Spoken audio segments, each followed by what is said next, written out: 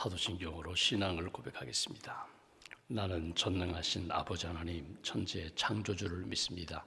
나는 그의 유일하신 아들 우리 주 예수 그리스도를 믿습니다. 그는 성령으로 잉태되어 동정녀 마리아에게서 나시고 본디오 빌라도에게 고난을 받아 십자가에 못 박혀 죽으시고 장사된 지 사흘 만에 죽은 자 가운데서 다시 살아나셨으며 하늘에 오르시어 전능하신 아버지 하나님 우편에 앉아 계시다가 거기로부터 살아있는 자와 죽은 자를 심판하러 오십니다.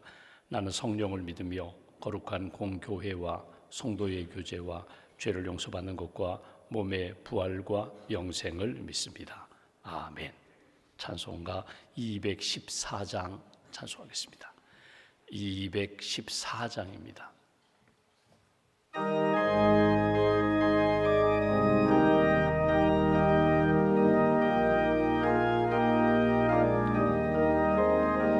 나 주의 도움 받고자 주 예수님께 빕니다. 그 구원 허락하시사 날 받아주소서. 내 모습 이대로 주 받아주소서.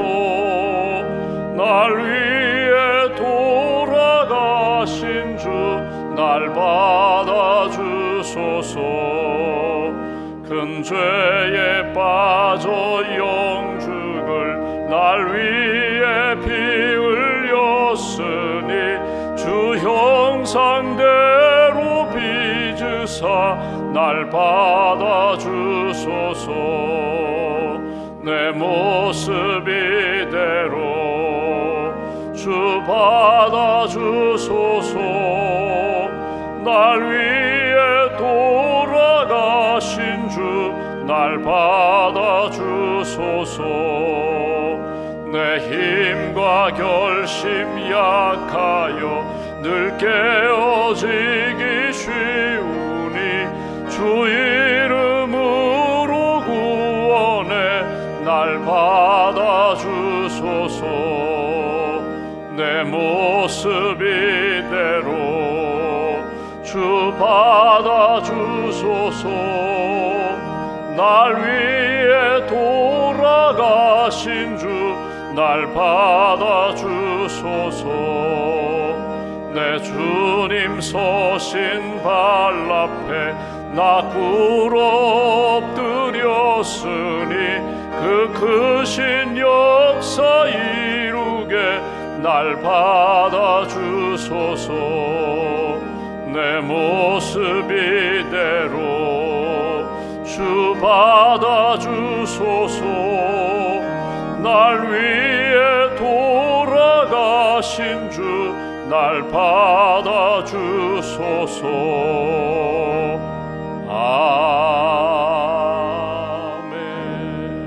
아멘. 기도하겠습니다. 하나님 감사합니다. 어제는 주님의 날로 어버이 주일로 하나님 앞에 예배드리게 하시고 또 일터에 가기 전에 저희들 깨어 기도할 수 있도록 은혜의 자리로 이끌어 주셔서 감사합니다. 믿음을 주셔서 감사합니다. 죄와 어두움 가운데 있던 저희들 예수님의 복음 듣게 하시고 예수님 믿고 구원받아 하나님의 자녀로 살 수 있도록 은혜 베풀어 주셔서 감사합니다. 언제 어디서나 하나님을 아바 아버지라 부르며 기도할 수 있게 하시고 하나님의 음성 듣게 하시고 성령님 의지하며 믿음의 길, 하나님 기뻐하시는 의의 길을 걸어갈 수 있도록 날마다 힘주셔서 감사합니다. 이 아침에도 다듬지 않은 돌로 단을 쌓으라 주님 말씀하신 대로 우리의 연약함, 허물, 간구를 가지고 주님 앞에 나왔습니다. 하나님 우리를 긍휼히 여기시고 우리의 연약함을 강함으로 부족함을 주께서 채워주심으로 또 미련하고 어리석은 우리들 하나님께서 지혜의 영으로 함께 하셔서 하나님의 사람답게 성도답게 예수님의 제자답게 주님이 기뻐하시는 길 잘 걸어갈 수 있도록 능력의 팔로 붙들어 주시옵소서. 질그릇과 같은 연약한 인생이지만 보배신 예수님 주셔서 예수님 의지하며 사는 인생으로 이끌어 주셔서 감사합니다. 하나님 우리가 가는 곳마다 거룩한 땅이 되게 하시고 만나는 사람들과 그 만나는 장소마다 복된 만남이 되게 하시고 예수님의 향기가 되고 편지가 되어서 복음으로 세상을 변화시키며 하나님 영광 드러내는 복된 인생 될 수 있도록 오른손으로 주께서 붙들어 주시옵소서. 이 아침에도 아픔과 상처를 지니고 주님 앞에 기도하는 분들이 있습니다. 또 가족의 영적 건강과 또 육신적인 건강의 회복을 위하여 기도하는 가정도 있습니다. 또 여러 가지 아픔과 슬픔 가운데 또 하나님 낙심 가운데 있는 영혼들 주님의 은혜를 구하며 엎드려 싸우니 하늘문 여시고 은혜의 담비를 부어주시고 성령께서 함께하여 주시고 말씀을 잘 듣고 그 말씀에 순종하며 회복의 영성을 얻을 수 있도록 회복으로 주님께 영광 돌릴 수 있도록 주님 이끌어 주시옵소서. 하나님 우리 가정의 믿음의 제사장이 되기를 원합니다. 기도의 제사장, 예배의 제사장, 또 영적으로 잘 세워가는 믿음의 일꾼들이 될 수 있도록 우리 한 사람 한 사람을 주께서 사용하여 주시옵소서. 주님의 몸된 교회를 세우셨습니다. 건강한 교회, 또 영적으로 풍성한 교회, 복음으로 세상을 변화시키는 구원의 방주가 되는 교회가 될 수 있도록 우리 한 사람 한 사람을 주께서 성령 충만함으로 채워 주시옵소서.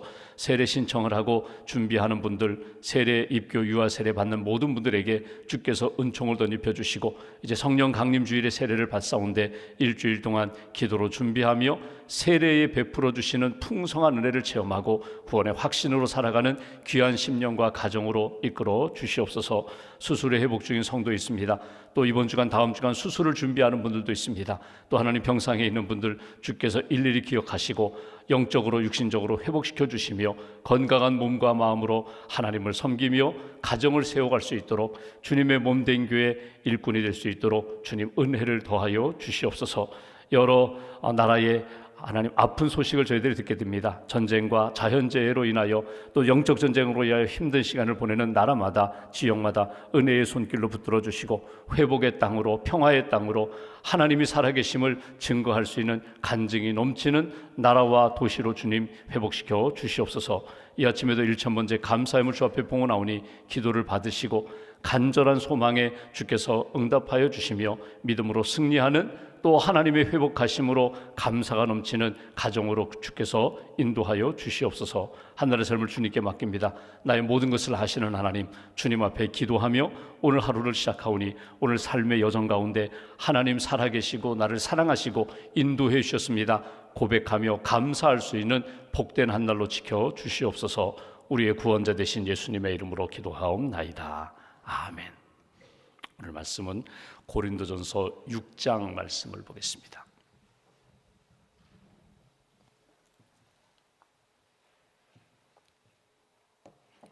고린도전서 6장 1절부터 8절까지 말씀, 1절부터 8절까지만 함께 봉독하겠습니다. 너희 중에 누가 다른 이와 더불어 다툼이 있는데 구태여 불의한 자들 앞에서 고발하고 성도 앞에서 하지 아니하느냐?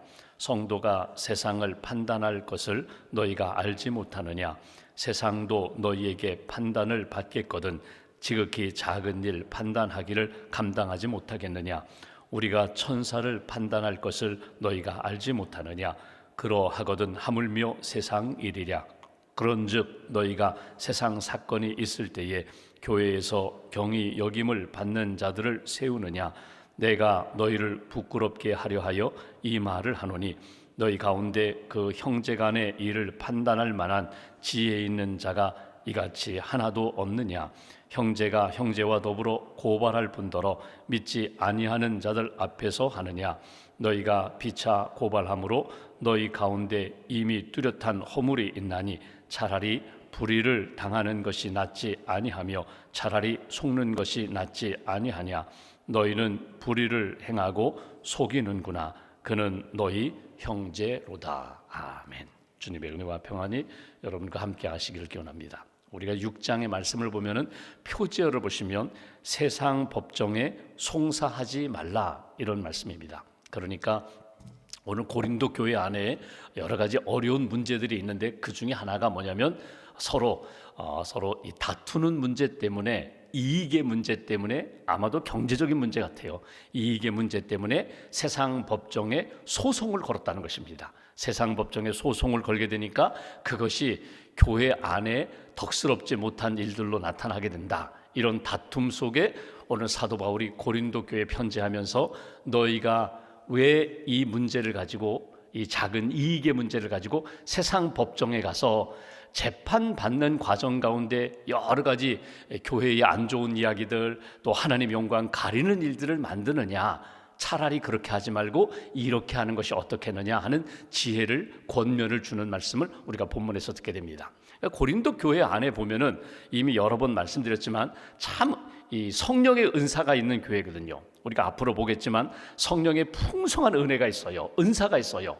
그 성령의 놀라운 은혜, 은사, 체험 간증이 있음에도 불구하고 세상 사람들이 겪고 있는 문제들을 고린도 교회 안에 성도들이 다 안고 있어요. 음행의 문제, 우리가 이미 5장에 본 것처럼 세상에서도 그런 일을 하지 않는데 세상에서 쉽게 말하면 계모와 결혼하여 나 떳떳하다고 하는 그런 사람들이 교회 안에 들어오지를 않나.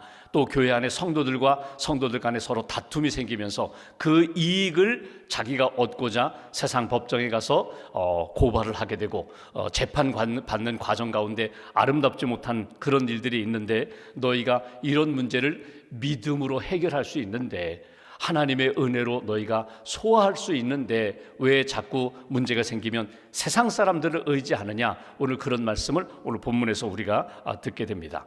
여러분, 당시의 재판이라고 하면은 헬라식 재판이거든요. 그러니까 로마가 지배하던 시대의 재판이 헬라식 재판인데, 헬라식 재판이라는 것은 그렇습니다. 예를 들면은 어떤 문제가 생겨요. 그러면 이제 고발하게 되잖아요. 고발하게 되면은 재판, 물론 판사가 있습니다. 재판관이 있죠. 검사도 있고 변호사도 있어요. 근데 민사재판 같은 경우 누가 옳으냐라고 하면은 자기 의견을 지지해 줄 수 있는 변호사가 동반되어서 나가게 되고, 이 사람이 고발하게 되면 저 사람도 맞고발해가지고 결국은 재판에서 민사, 누가 옳으냐 틀리냐, 누가 잘못했느냐, 누가 빼앗아갔느냐 뺏겼느냐, 이런 재판을 하게 돼요. 근데 헬라식 재판의 특징 중에 하나가 뭐냐면 배심원들이 있습니다. 배심원들.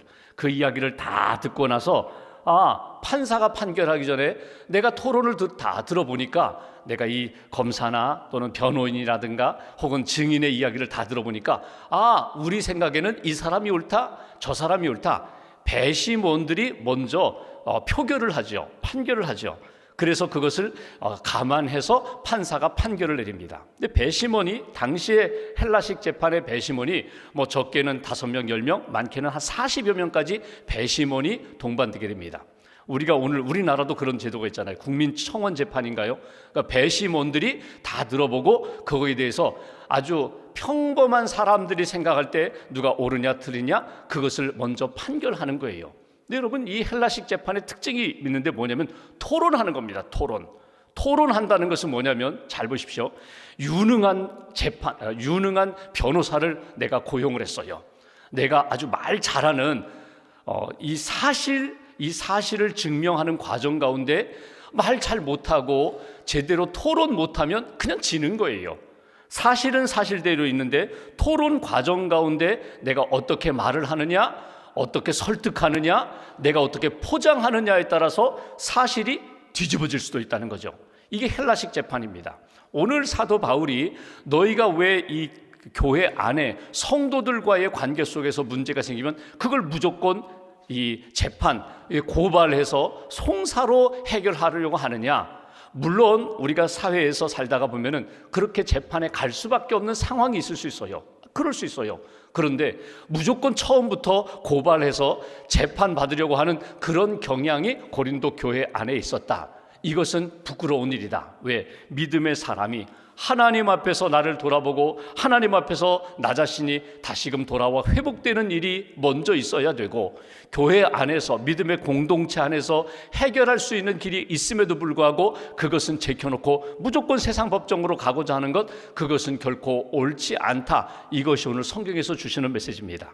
한번 성경 1절부터 제가 다시 한번 보겠습니다.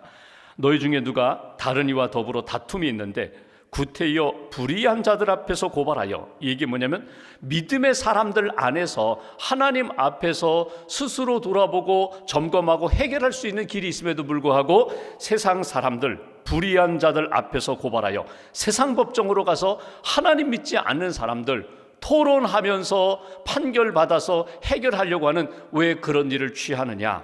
성도 앞에서 하지 않으느냐? 2절 성도가 세상을 판단할 것을 너희가 알지 못하느냐? 세상도 너희에게 판단을 받겠거든 지극히 작은 일 판단하기를 감당하지 못하겠느냐? 교회가, 성도가, 하나님을 믿는 사람들이 세상에 영향을 주어야 되는데, 선한 영향을 끼쳐야 되는데 오히려 세상의 영향을 성도가, 교회가 받아서는 되겠느냐? 여러분 잘 보십시오. 기독교 역사를 쭉 보면 교회가, 믿음의 공동체가, 성도들이 어떻게 보면 사회의 양심이 되어야 돼요. 우리는 이렇게 속고 속이면서 죄와 어두움 가운데 살지만 교회는 아니야. 믿는 사람들은 아니야. 저 사람들은 그래도 진리를 따르는 사람들이야. 저 사람들은 정직한 사람들이야. 저 사람들은 부끄러운 일 행하지 않는 사람들이야. 이렇게 되어야 하는데, 야, 세상이나 교회나 우리나 성도들이나 똑같더라, 이러면 되지 않아요. 오히려 야, 교회가 더 못하더라, 이러면 너무나 부끄러운 일이거든요. 근데 오늘 고린도 교회가 무조건 세상의 등대가 되어야 하는데, 세상의 지침이 되어야 하는데 오히려 세상에 끌려가는 그런 모습이 되어서는 안 된다는 거예요. 8절 제일 마지막에 무엇을 이야기합니까? 이렇게 얘기합니다. 너희는 불의를 행하고 속이는구나. 그는 너희 형제로다. 이렇게 얘기합니다. 형제로다. 너희가 자꾸 송사를 하는데, 고발을 하는데 그 고발의 대상이 누군가 하면 세상 사람들이 아니라 지금 교회 안에서 함께 믿음을 가지고 하나님을 아버지라고 부르는 성도 아니더냐. 이것만 기억해도 너희가 쉽게 고발하고 재판받으려고 하는 것 한 번쯤 점검할 텐데, 아무 생각 없이 무조건 고발하려고 하는 그 대상이 너희 형제가 아니더냐. 여러분, 이 말씀에 다시 한번 잘 점검해 보십시오. 우리가 누구를 고발한다, 법정까지는 가지 않아도 누구에 대해서 이야기한다, 이렇다 저렇다 우리가 쉽게 이야기하고 함부로 이야기하기 쉬운 경향이 있는데, 한 번쯤 돌아보십시오. 나는 이게 옳다고 생각해요. 근데 하나님이 보실 때는 어떨까? 나만 옳은 것이 아니라 나에게도 잘못이 있어요. 나에게도 허물이 있어요. 내가 생각하지 못한 것이 있어요. 내 이익만 딱 붙잡고 생각하면은요, 아무것도 보이지 않아요. 아무것도 들리지 않아요. 다 틀렸어요. 누가 조언해줘도 들리지가 않아요. 자기 이익에 매여 있는 한 의의가 보이지 않아요. 이 일을 추구하면 하나님이 무엇을 기뻐하시는지, 하나님의 뜻이 무엇인지, 무엇이 진짜인지 의의가 전혀 느껴지지가 않는다는 거예요. 그래서 자기 이익을 내려놓으셔야 돼요. 내가 무엇이 이익인가? 그거 먼저 내려놓고 무엇이 옳을까? 무엇이 하나님이 기뻐하실까? 무엇이 교회의 덕이 될까? 하나님의 영광이 나타날까? 그것 생각하면 내가 물론 손해도 봤지만 이 부분에 대해서는 하나님의 뜻 내가 따라야지, 이런 마음이 우리에게 필요하다는 거예요. 헬라식 재판의 이야기했는데 히브리식 재판은 어떤 재판인가 하면요, 전통적으로 구약의 재판을 보십시오. 이 마을 안에, 믿음의 사람들 안에 갈등이 생기면요, 이 장로를 찾아갑니다. 장로님을 찾아가요. 장로라는 것은 뭐냐면 그 공동체, 그 도시 마을에 제일 존경받는 어른을 찾아가요. 랍비를 찾아가요. 영적 지도자를 찾아가요. 제사장을 찾아가요. 그리고 그 모든 것들을 다 이야기합니다. 증인, 2-3명 증인을 함께 동반해서 다 이야기를 해요. 한 사람, 손해봤다는 그 사람의 말만 듣지 아니하고 증인까지 다 이야기를 듣습니다. 그리고 그 장로가 판결하는 판결을 두 사람이 서로 상대가 다 받아들여요. 이렇게 해결을 해요.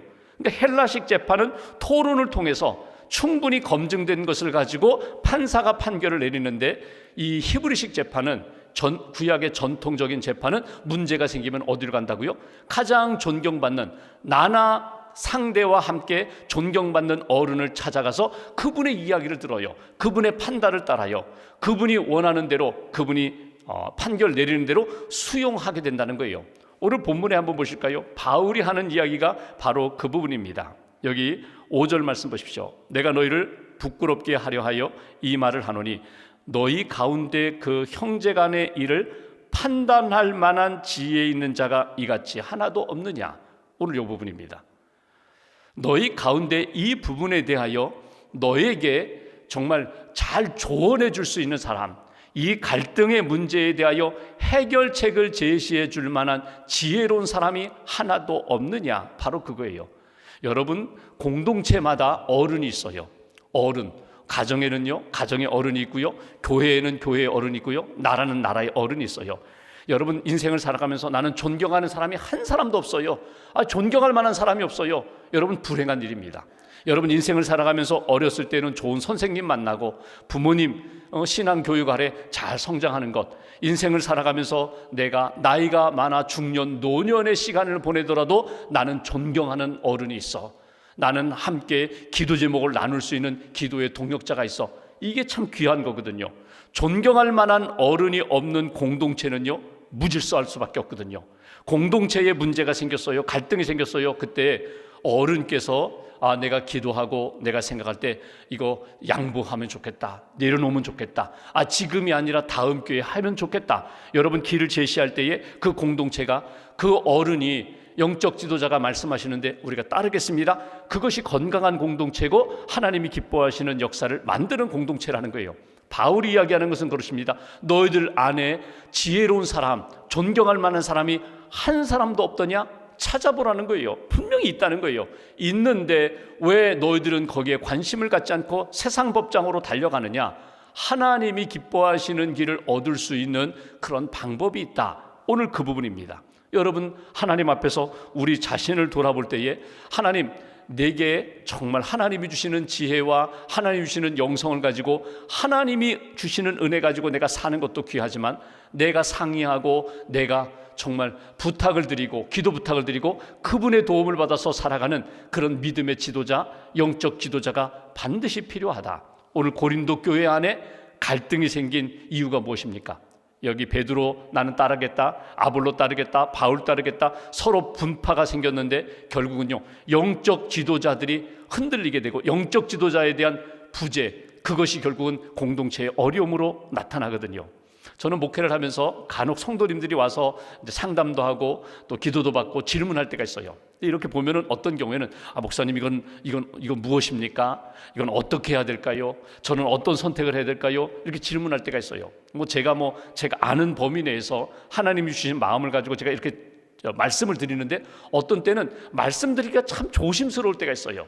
어떤 경우인가 하면 이렇게 대화를 하다 보면은 이분이 진짜 몰라서 묻는 경우도 있고 알면서도 한번 테스트하면서 묻는 경우도 있어요. 그리고 더 제가 당혹스러운 건 뭐냐면 제가 이렇게 하면 좋겠습니다 하면은 즉각적으로 그렇게 하죠 이렇게 생각하고 말하는 분이 있는가 하면 목사님 저는 그렇게 생각하지 않는데요 이렇게 말씀하시는 분이에요. 그러면 제가 더 이상 말씀을 드리기가 어려워요.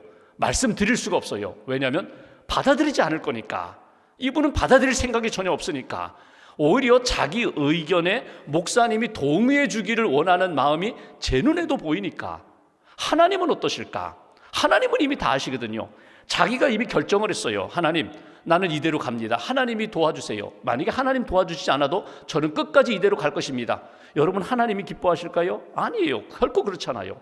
기도할 때에 내가 이 소원이 있어요, 목표가 있어요, 나는 이대로 가고 싶어요. 근데 기도하는 과정 가운데 하나님이 승인을 하지 않으세요. 느끼잖아요. 내가 기도하는 사람인데 느끼잖아요. 승인 안 해주시면요 기다려야죠. 하나님이 승인해 주실 때까지, 아니 기다리는 과정 가운데 내 마음을 바꾸어서 하나님의 뜻으로 내가 변경시켜서 하나님 뜻에 내가 순복할 수 있도록 성령님 나를 만져달라고, 생각도 바꿔주시고 감정도 바꿔주시고 내 계획과 뜻도 하나님이 기뻐하시는 방향으로 조정해달라고. 여러분 이 부분이 필요하다는 거예요. 존경하는 어른이 있어요. 가정에 아버지 어머니가 계세요. 아버지 어머니에게 상의합니다. 여러분 부모님은요 우리보다 더 오래 사신 것뿐만 아니라 더 넓고 높은 지혜가 있으시거든요. 그럼 상의해 보는 거예요. 아버지 이런 경우 어떻게 하면 좋을까요? 그러면 아버지가 생각하시고 이렇게 하면 좋겠다. 아버지 저는 그렇게 생각하지 않는데요. 아버지는 그 구시대 방식이고 저는 신세대는 그렇게 가지 않습니다. 그러면 왜 물어요? 그럼 묻는 것 아니죠. 여러분 물었으면, 여쭈었으면, 지혜를 구했으면 그 부분의 지혜에 대하여 수용하는 자세가 필요하다. 오늘 바울이 하는 이야기가 그것입니다. 너희가 왜 지혜 있는 사람이 있는데, 너희를 위하여 기도해 줄 사람도 있고 조언해 줄 사람도 있는데 왜 찾지 않느냐? 먼저 찾아보라는 거예요. 먼저 구하라는 거예요. 도움을 받으라는 거예요. 그 다음 절 보실까요? 우리 여기 보시면 6절에 보면 형제가 형제와 더불어 고발할 뿐더러 믿지 아니하는 자들 앞에서 하느냐. 7절 오늘 요절입니다. 너희가 피차 고발함으로 너희 가운데 이미 뚜렷한 허물이 있나니 차라리 불의를 당하는 것이 낫지 아니하며 차라리 속는 것이 낫지 아니하냐. 오늘 요절이에요. 차라리 불의를 당하라는 거예요. 차라리 속으라는 거예요. 차라리 불의를 당하고 손해보고 또 속아서 너희가 어려움을 겪어서 하나님의 영광이 나타난다면, 덕이 된다면, 영혼을 살리는 일이라면 손해보라는 거예요. 차라리 속으라. 그것이 하나님 앞에서 옳은 길이다.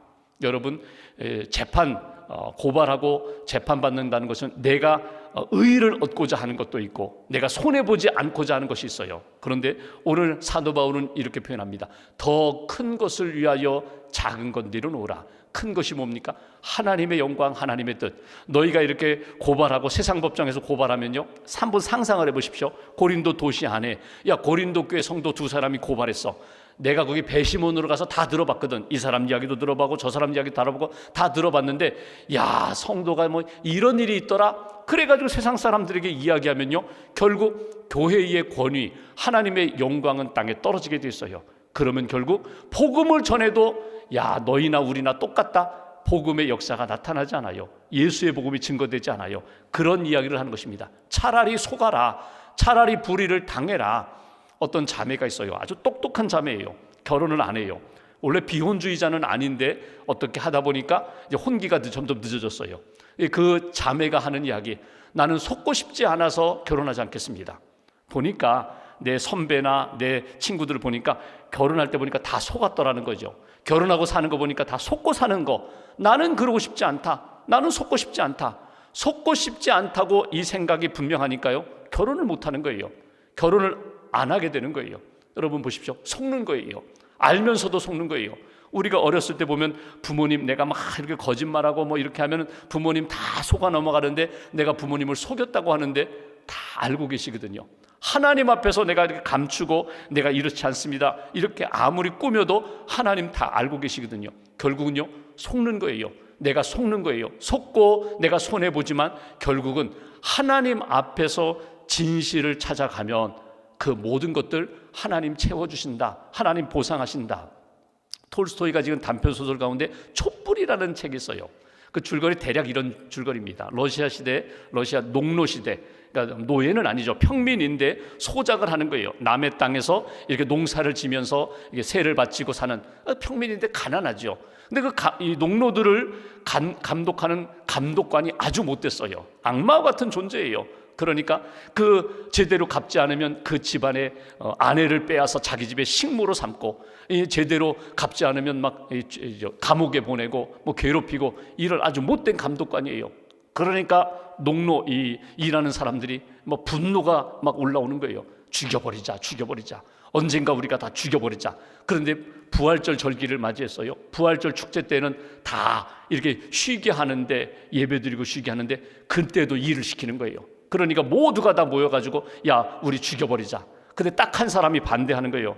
페트리시카라는 사람이 반대해요. 나는 아니다. 이거는 하나님의 뜻이 아니다. 나는 끝까지 나는 죽이는 일에 참여할 수 없다. 그래가지고 이 일이 성사가 되지 않는 거예요. 이 부활절 축제 때 막 가서 일을 시키는데 이 페트리시카가 그 쟁기에다가 촛불에다가 불을 켜서 촛불을 이렇게 세워놓고 쟁기질을 하는 거예요. 바람이 부는데 이상하게도 촛불이 꺼지지가 않은 거예요. 촛불이 꺼지지가 않는 보고 이상하다 그러는 과정 가운데 이 못된 이 감독관리관이 말을 타고 가다가 결국 말에 떨어져서 결국 죽어요.